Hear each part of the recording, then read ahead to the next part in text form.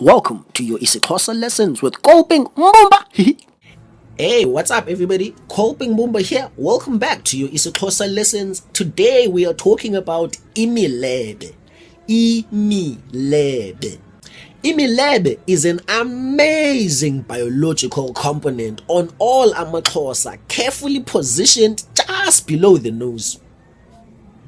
Imilebe comes in pairs and can be used to speak, to kiss, to blow, suck, and other Imilebe related functions. This component can be found on all Xhosa people.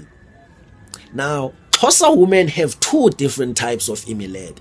The above mentioned type and the second type carefully tucked away between their legs just below the belly button. This is a special type of Milebe, ladies and gentlemen. Its day-to-day function is to excrete urine. Its other functions include giving birth, muffing, and driving men to the brink of insanity, because these Milebe are delicious. They are very mnand. Spelled and pronounced as Imilebe.